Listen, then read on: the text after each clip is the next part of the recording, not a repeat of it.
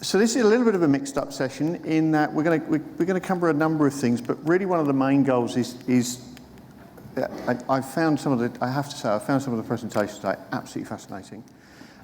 Some really, really good presentations.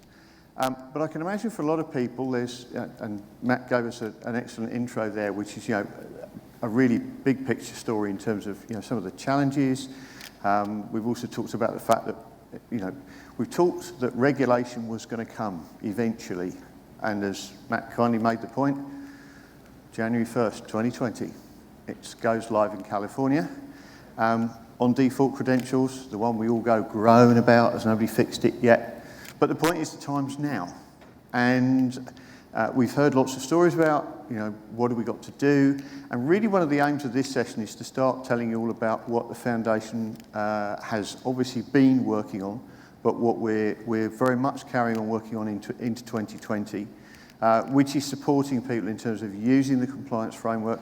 But one of the key parts, which we'll cover, and I'll invite the panelists up in a minute, is already we're starting to see lots of regulation across the globe. We, as John just described earlier in the keynote this morning, delighted to see that we're being recognised not just in Europe, but in the US and Southeast Asia. But one of our goals is very much about harmonisation. The Foundation's always been very keen on practical material, and obviously, as for any product vendor, it's one thing knowing that you've got to comply with either the US or the European regulations, but one of the goals of the Foundation will be to support vendors and researchers in terms of a baseline across the world on a harmonised basis. But one of the things I should point out, the work that we've been doing has changed a little bit in terms of emphasis, in that if we look back a year ago, our emphasis was probably more around certification. And for anybody who's ever put the business case for certification in a product organisation, the usual reaction of usually the more business-orientated folks is that's very nice, but what's the justification? Where's the law? What law says I have to do this?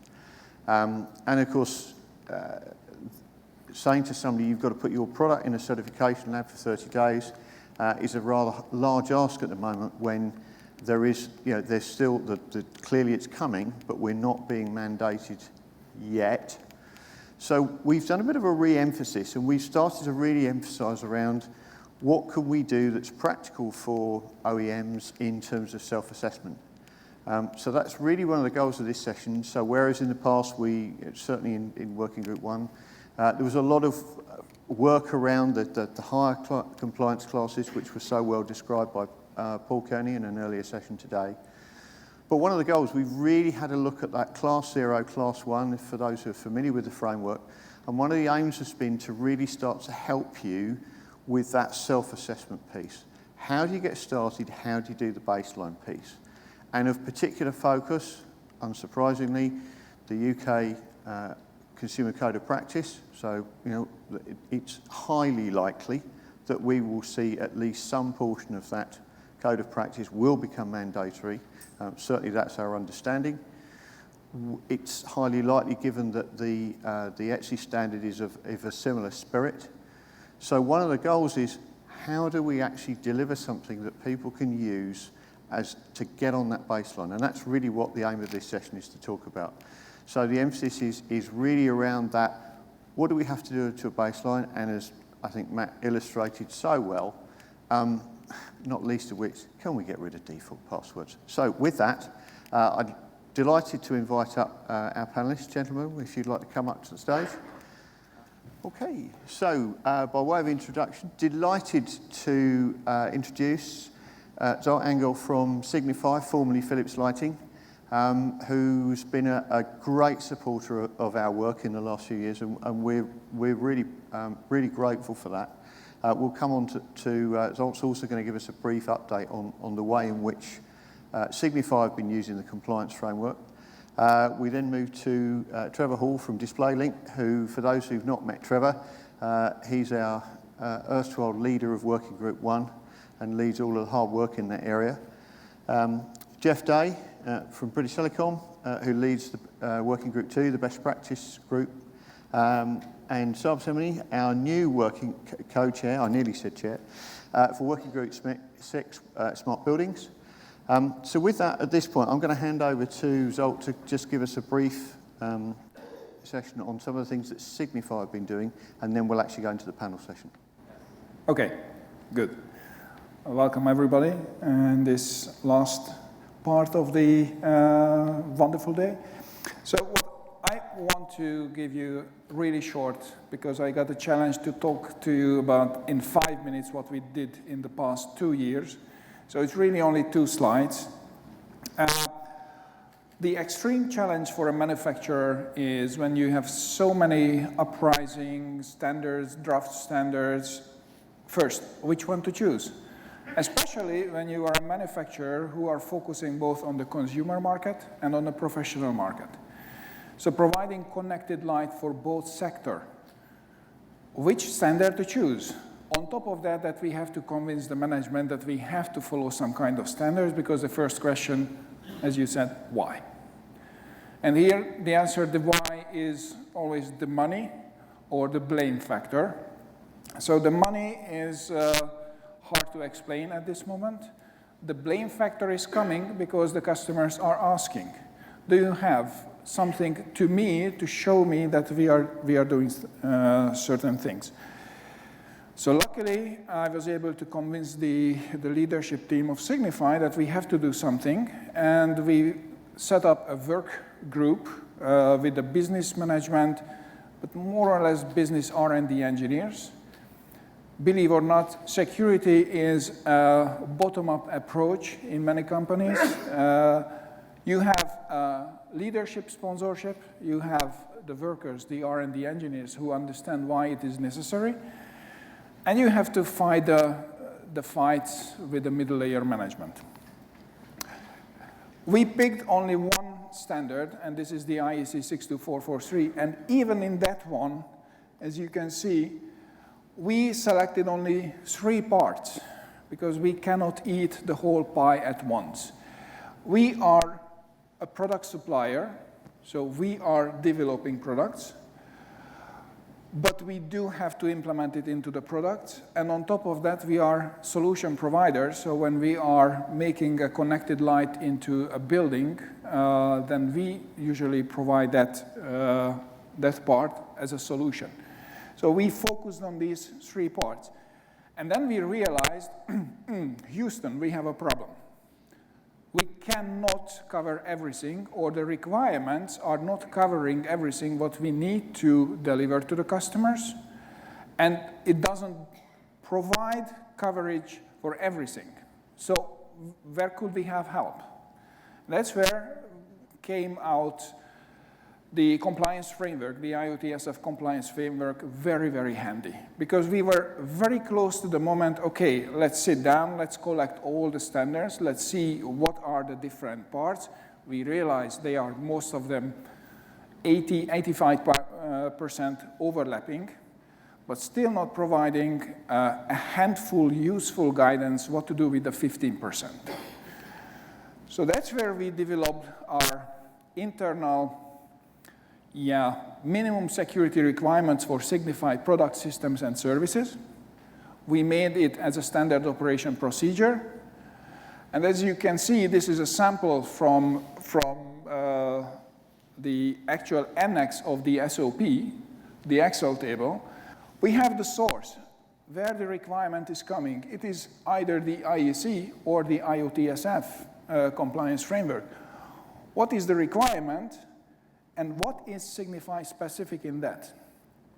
But because we have different levels of security we want to achieve, we did not fully follow the compliance framework classification, because it's 5 level. We only used the 4 level of the IEC standard. That's the SL security level.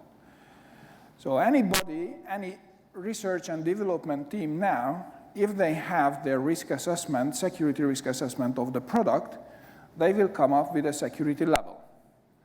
If they click on the SL, they will see immediately what requirement is relevant for them. Most of the time, we even hide this part, because there was a lot of discussion, why do I need to follow this standard and why not the UL 29? And I said, you know what? Forget this, hide it. It is coming from God. And this is the requirement. Do follow, especially if it is mandatory.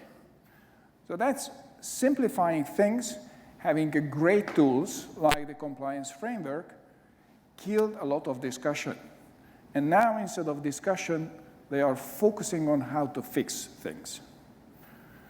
So in 5 minutes, that's what I wanted to say.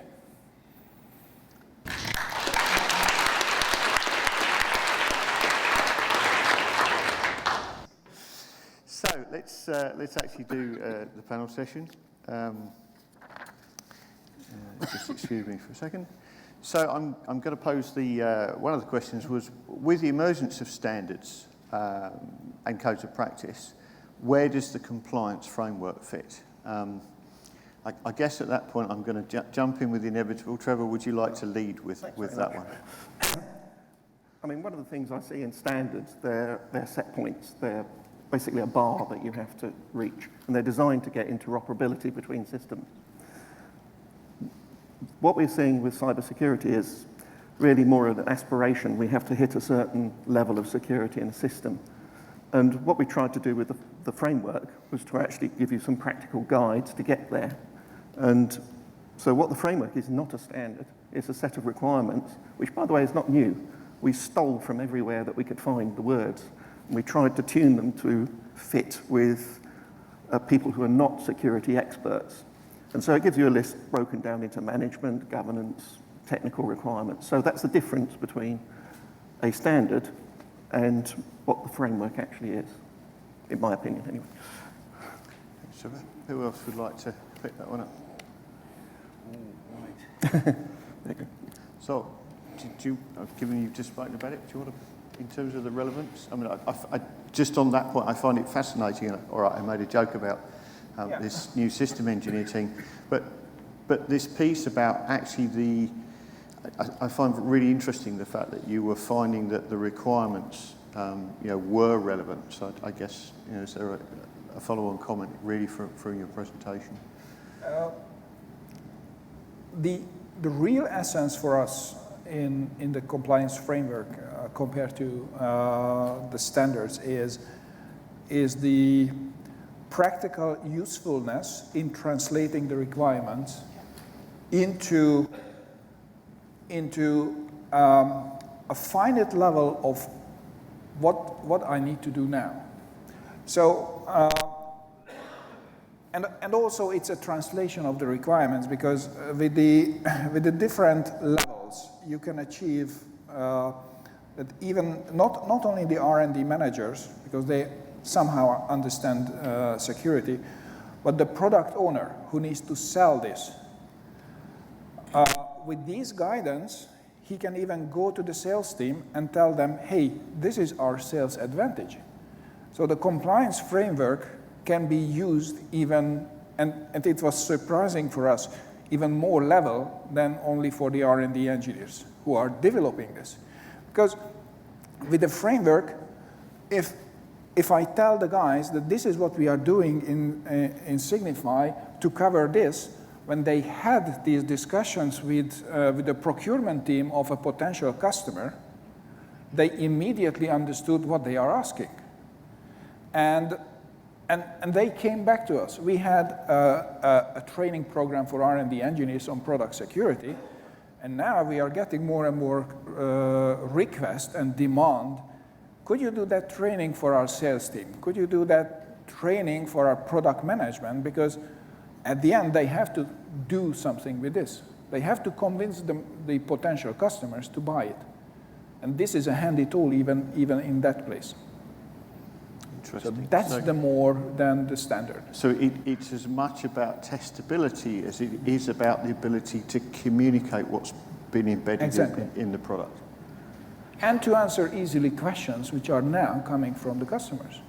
Do you do this? Do you have default passwords in your product? And you can have a reference point. Oh, I saw that in the table, and we are not having that because we have a requirement. So the answer is no, we don't have that. Great. Jeff, I got the impression you wanted to add a comment. Yeah, one of the problems with standards is that, I mean, they're very difficult to write and be effective. If you make them too prescriptive, you actually end up squeezing corner cases out. They get excluded, and all of a sudden the standard breaks at that point. So to counteract that, you kind of lift the level, you almost dumb it down a bit, but then you risk actually going too far in the other direction. It then has no teeth. And it's very difficult to write a standard that just hits that balance point. And then if you present that standard to an organisation and say, hey, you need to deliver that, the people in the organisation have all different levels of skill. So if, for arguments, you take the policy of, oh, you must do software updates, well, the question is, well, what exactly does that really mean? On the face of it, it seems obvious, but actually when you dig down, if you've got to prove delivery of that effectively, what do you actually need to do? And this is what the framework does, is it gives you a whole raft of specific checks that you need to do. And once you've done those, you can then effectively say, okay, I know about all this about my product now. I can now faithfully go back to the original standard policy and say, yes, actually, I know I meet that one because I've done this and this and this and this, and I can prove it. So, yeah, I think part of the problem with standards is that, apart from what's been mentioned already, is that they are very, very rigid. They don't allow, it's either you meet it or you don't meet it, and you meet the whole thing or nothing. And I think the advantage in terms of the compliance framework is, and the way it's being developed is such that you can, over a period of time, security is a journey. It's not something that many people want to have to take, especially when they're developing products. They've never wanted to take it, but if you look at the information security industry, those that have taken that journey on the organizational side are far more happier in enforcing it and using it for the product side. And in the IoT field and in products, what we're finding is that many of these organizations haven't even considered the organizational side of things. If they had, they would have found, looking at the product side of it, whether it's a standard or compliance framework, it would have been a lot easier. So that's the first thing. I think in terms of the compliance framework, the great thing is that it does allow you to take a journey and you can start complying little by little over a period of time. With the standard, you cannot. You may be an SME. I mean, earlier on today, I was at a great presentation by someone who set up a company a few years ago, and then they found that there was a vulnerability in all the things that they went through. And they learned the hard way. And in terms of going from a small company and trying to comply with standards, you haven't got the money. But you have got the money to start complying to compliance framework over a period of time. And if at that time, maybe 5, 6, 7 years down the road, you're thinking about standards, you can think about them then. That's it. Can I add to that a little bit? Please do, Trevor. So one of the things that we focused on was sort of a little bit the 80-20 rule. So you get 80% of the benefit with 20% of the work, and the framework is big. There's quite a lot of requirements in there, but you don't have to go attack them all at once. Yeah. You can go through them in a phased way from the class 0 right up to a class 4 if you wanted to, but it means that you've got a good starting point, and if you get class 0 and cover those points, then actually you've got cyber essentials and all of the other things that come with that. Thank you. So let's perhaps move on to, we touched on I touched on the compliance class. So I guess one of the obvious questions is, in order to provide baseline security, it's been brought up a number of times today, what products or sectors does the panel think would be applicable to a class 0? So just to give people context, class 0 was originally embedded in the framework. Through this summer, there's been a lot of work to actually do some alignment around that, to ensure that there's been the talk of, as it were, the top 3 in the DCMS code of practice. and similar comments around the ETSI, certainly TS 103645 spec, and an expectation something similar in 303645. So we've actually, as it were, there's been some adjustment, and I would stress that some of that has not been actually relaxing Class 1. It's actually probably, Trevor, keep me honest, I think we'd say it's probably actually strengthened Class 0 as a baseline. So I guess that then leads back into the question, which is, what sectors do we think? I think I'm going to leave with Sarb on this one because I know he's got quite a strong view on it. So Sarb, do you want to talk to that point? I think the Class 0 can't be used for smart buildings. That's where I'd start. And part of the reason, just if anyone here hasn't looked at the compliance framework, part of the reason is when you're talking about smart buildings, you're not just talking about a single device, like you might be if something's a toy or whatever else it might be. You're talking about a device that's part of a whole system, and you're connecting that system with another system and another system, another system, and a system of systems. And what you're going to find is, in the same way that every organisation that's been around for 10, 20, 30, 50 years, they've got legacy IT within their organisation somewhere. And what you're going to find equally is that if they've got any IoT devices, they've had them there for quite some time. What you find with IoT, just like with old legacy system, is you cannot have...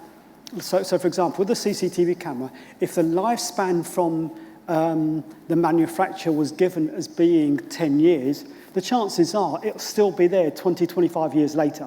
Yep. And over that period of time, as you've started to add more things, you've started to add more middleware in, and then you've started to put all that onto the IP network. So you've added additional hardware to make that those other devices that were not IP enabled to work on the IP network. So you're adding in a whole range of uncertainties. Now you're going to throw them in with a bunch of other systems with lots of unknowns. And that's the reason why, unfortunately, I would say that Class 0 isn't appropriate for smart building, but it is appropriate for devices, and I would say a whole range of devices as opposed to systems.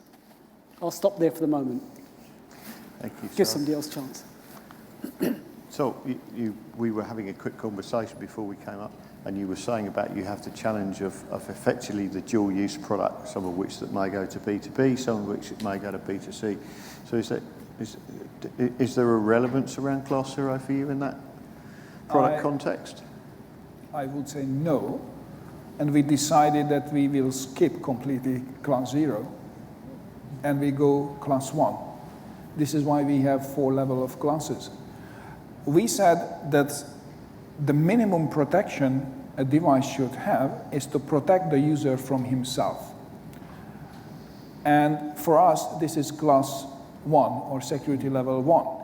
If you think of what is the definition of Class 0 in the compliance framework, it has minimum interruption of an individual or a small community.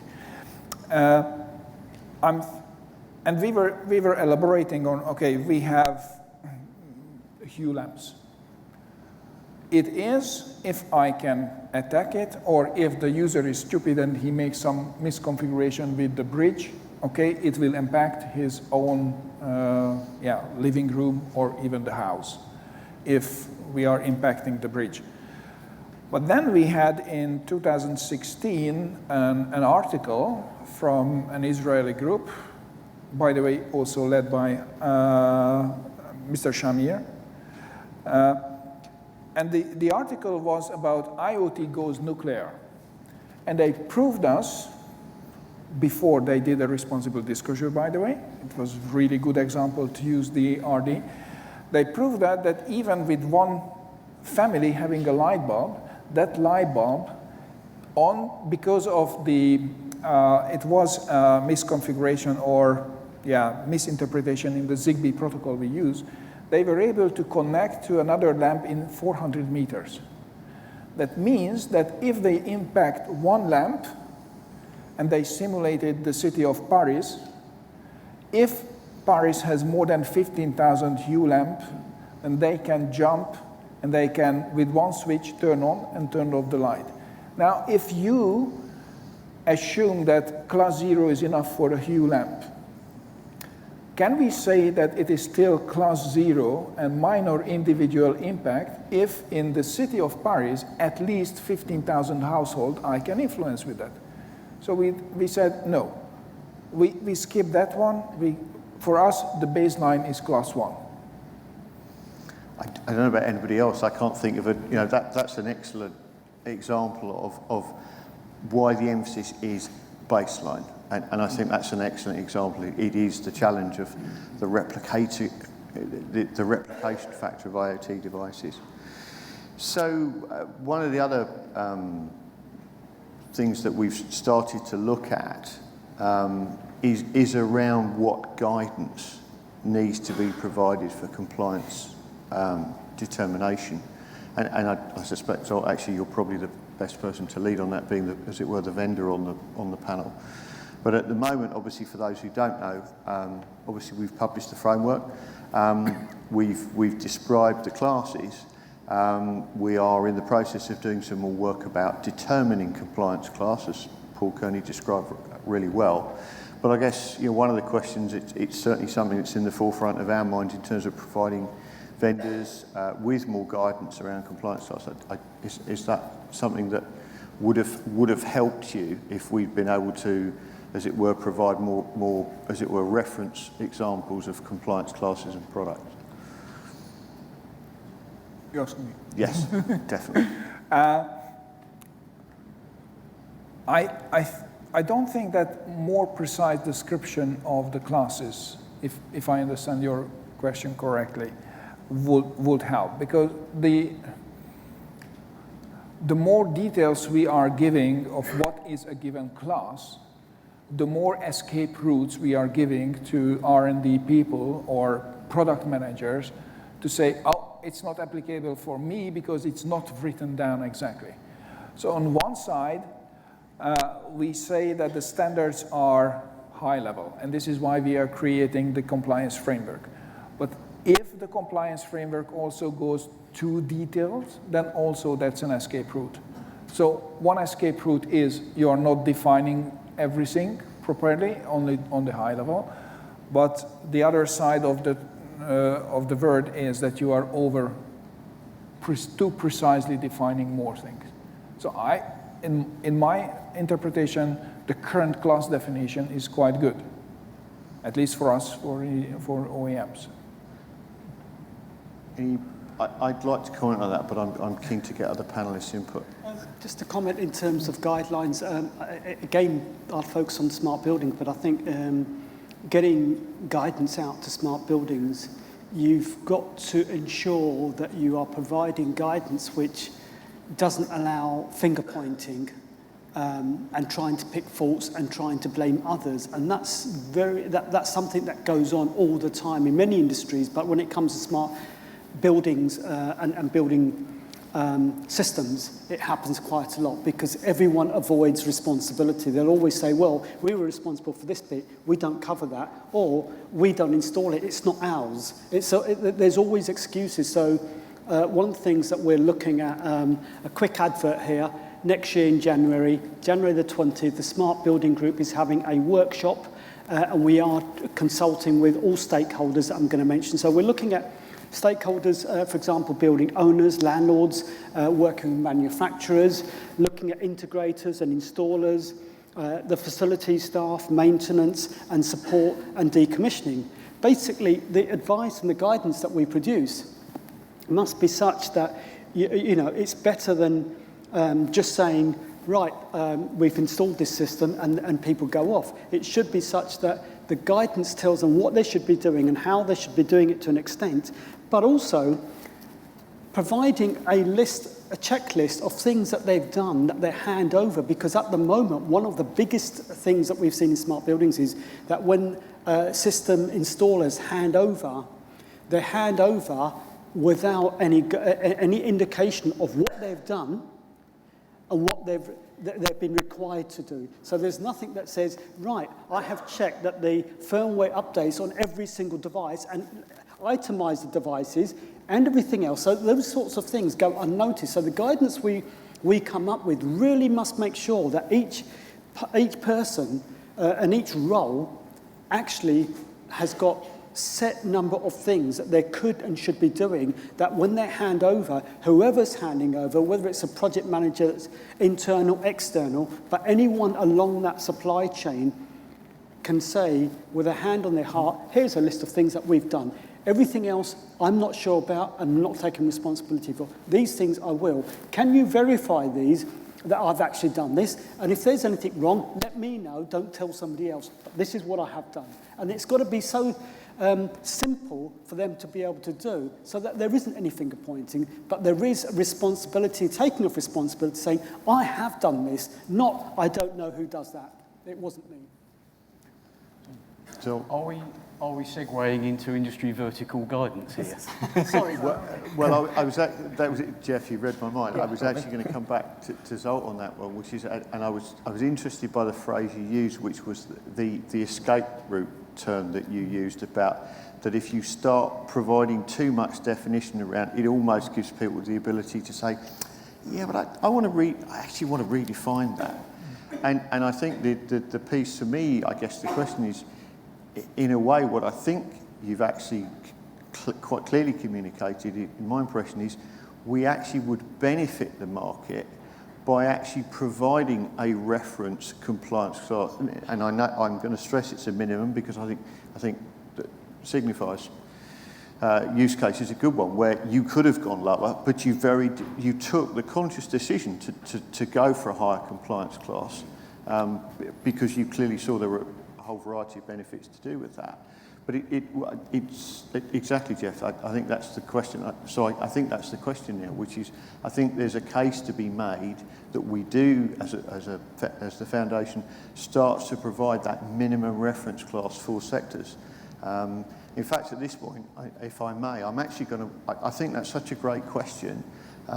We don't actually have a microphone in the room, but I'd actually like to just take that out to the audience. Has anybody got any strong views about whether or not we should provide a minimum reference compliance class? Anybody? Anybody got a strong view on that one? So can I take silence as being tacit agreement? Okay. So moving on. Don't want to do compliance costs completely to death, but one of the other areas, obviously, there's been a lot of talk about today, has been vulnerability disclosure. And I guess one of the questions is there a feeling amongst the panel that we need to provide more guidance in that area? We've obviously got the original white paper that came out back in 2016, but I guess one of the questions is, do we feel that there's that the foundation needs to provide, as it were, again, more guidance in that area because of some of the challenges and because the skill sets, whether it's through communication, conflict resolution. We'd like to comment on that one. Well, yes, it could be, couldn't it? Well, yes, I'm going to put my hands up. I'm a little grey on what was originally in our vulnerability disclosure paper. I haven't read it of late, but definitely, I mean, particularly after hearing some of the tales of woe that I've heard in the resilience track today, I definitely feel that some slightly more prescriptive guidance that will be of benefit to both sides would be useful there, both the researcher and how they may present their evidence, and how that is received by the manufacturer, and then how their respective responses go backwards and forwards. Because quite possibly for the manufacturer, if not the researcher, this could be, as was demonstrated in one of our presentations this morning, new ground for them. And they, by instinct, are likely to come back with some knee-jerk reactions that might somewhat miss the mark, and the researcher could be coming in with certain expectations, and aren't getting back what he or she is expecting to get back, although that's not necessarily a criticism of the manufacturer. So I think there could well be some space for us to research this a little deeper and see if we can come up with some guidance in that area. I think there's two levels. One is what they should be doing, and some of that is in the framework itself. Also, the guidance will explain that in a bit more detail, but it's how, and that's what was coming across when I came to resilience is, how do I do this? Well, what am I supposed to do? I'm stuck. I understand that I need to do something. I'm asking people to help me, but I don't know what I'm supposed to do next. And it's that bit. So they know that they're supposed to do something. They know what that is, but they just don't know how to do that bit that they're supposed to do next. Manufacturers are naturally defensive against that sort of thing anyway. I mean, if someone says your product has got vulnerability, you're going to be defensive. And so we have to get over that and make it a softer sort of discussion with the researcher and make it such that that can be kept as private as possible until we resolve the issue. And I think that's in the transparency of the interchange. And there's some guidance in the vulnerability disclosure thing, which I'm not sure everybody follows. We're looking at following it a bit better, actually, because we just looked at it ourselves at my company. But the thing is to actually make it as safer possible as that in that dialogue with the researcher and the company, so that they can go forward, and also the researcher understands what they're going to get, because otherwise they'll go public, and you don't really want that. No. I was smiling a bit because I recall our first responsible disclosure from the manufacturer point of view. The reaction of the management was, call legal team, how we can sue them, how dare they are to attack our devices. And said, hold on, the horses. And I think that what we can do more with with responsible disclosure is really a guidance, a do and don't kind of things, that explaining what is not a good reaction if you have an R&D, what is a good reaction if you have. For us, it helped a lot when we explained the management, guys, it is nothing more than just a new way of reporting some incidents. We are taking it from the customers, and they call us in the customer center. We create an event in our quality system, and we do this. Why is that difference? It comes just through a functional mailbox indicating that we found this vulnerability. Put it in the quality system. The relevant R&D team will be informed. They will start their investigation. The only difference is that there might be a deadline when the reporter who originally sent the report wants to have a feedback.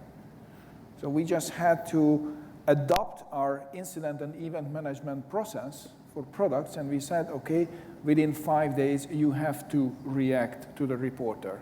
You have to tell him that what is the ID number, and these kind of things which we can easily give as a guidance as do and don'ts to improve the document. Sorry, I hope you'll forgive my smile when you talked about the initial response, having been through the process myself more than once. Yes, I completely recognise that with dealing with the board, who had a fairly similar response. But I think you make a very good, I think the analogy that you draw is an extremely interesting one, which is if we took white goods, for example, which is, why is it that if somebody discovered a fire risk, for example, just to take one symbol, why would the reaction be different if somebody discovers there's a fire risk in a product to whether or not there's a security risk? Because often, because of the way companies are organised, normally on the safety side, if there's a fire risk identified, there will be a very determined process as to how that gets handled, and there'll probably be a high degree of urgency. But it is interesting that, and yours is not the first company where certainly I've seen this challenge, that they are treated differently when, of course, as been said before, ironically, safety and security, in fact, in some languages are the same word. Just to comment on that, I mean, that's why my view is that I think any organisation that's a manufacturer if they are looking for product certification, the first thing they should get is organisational certification.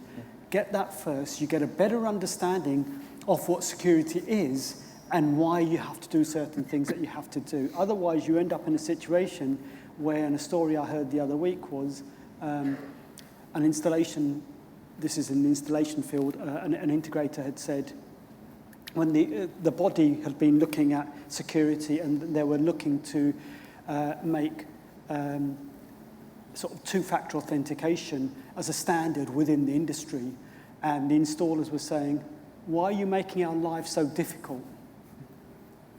Yeah, one thing, that's all they were trying to change.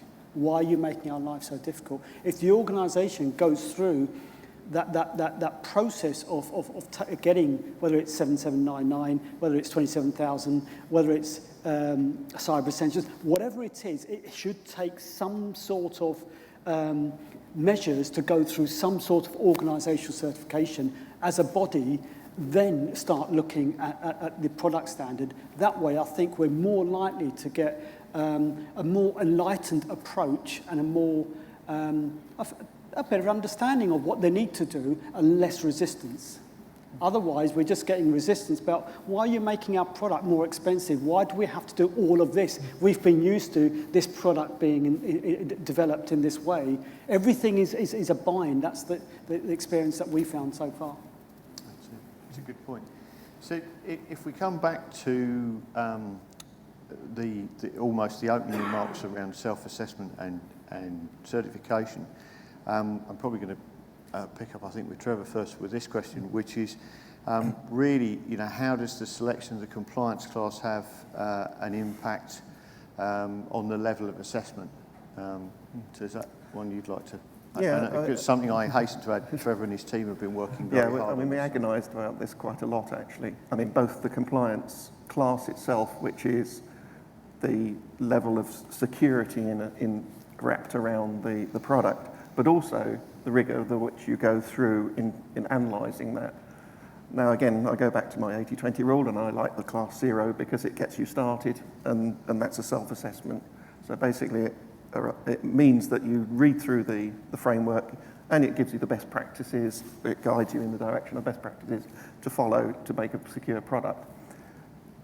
I think after you go above class 0, your class 1, you're starting to require a bit more rigour in the audit of what you're doing. And we start talking about trusted third parties or labs to do that.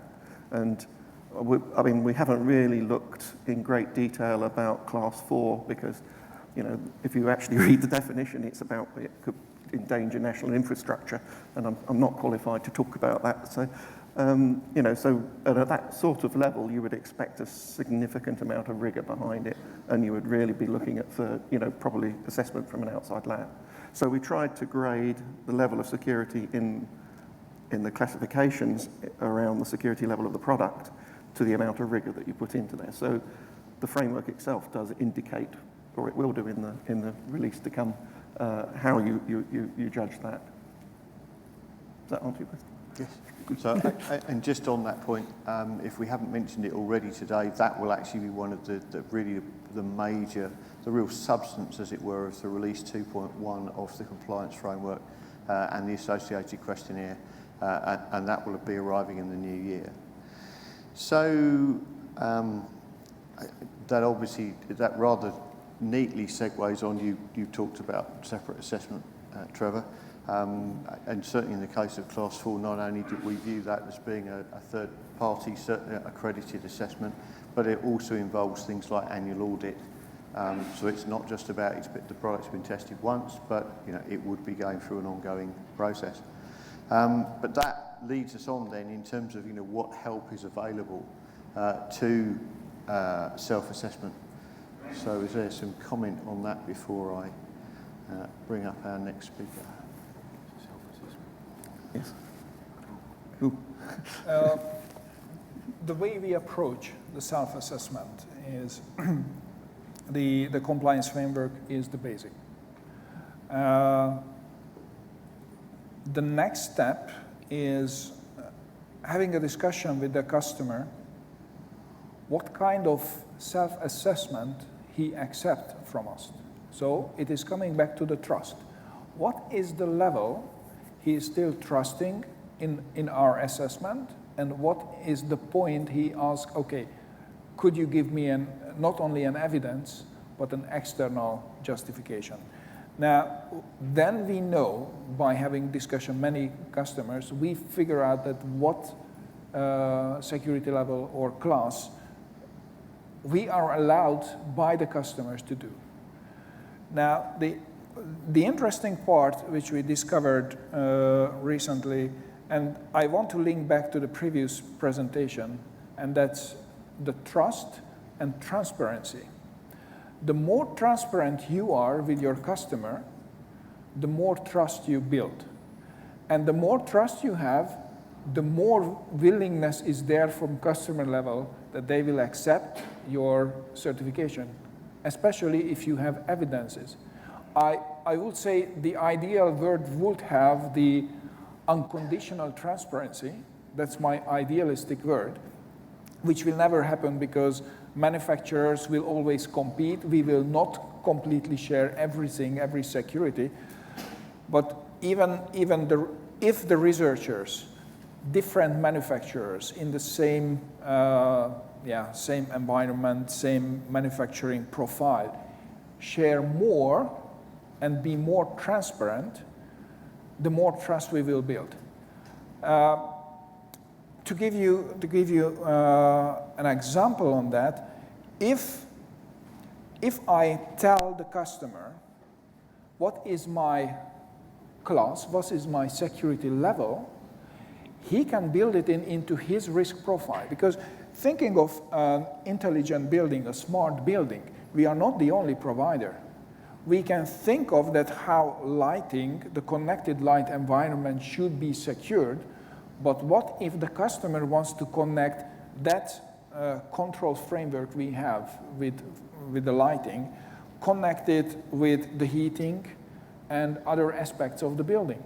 Then it might have a different class. Are we fulfilling that? Is our self-assessment is enough for him to take it into his risk management profile? So that's for us the basic debate on what is the point the self-assessment is enough. Can I just... Please do, Trevor. Yeah, I mean, one of the things that we've tried to do with the next generation of the framework is to put into the questionnaire part, which is really the engineering part of the framework. It's an Excel sheet containing all of the elements. Is to give guidance on what sort of evidence you require in each area, and provide, the intention is to provide a portfolio of data that goes alongside the framework. So basically you say, so-and-so looked at this particular area, here's the evidence, and we can refer to it. And you end up with effectively a package of information that you would pass on with the framework. You also notice in the framework that we try and create sort of mandatory elements associated with the classification. But we've also made all of the others advisory. So that means that you can create differential sort of advantages or disadvantages between manufacturers who say, well, I've done class 1, but I've also done all the advisories as well.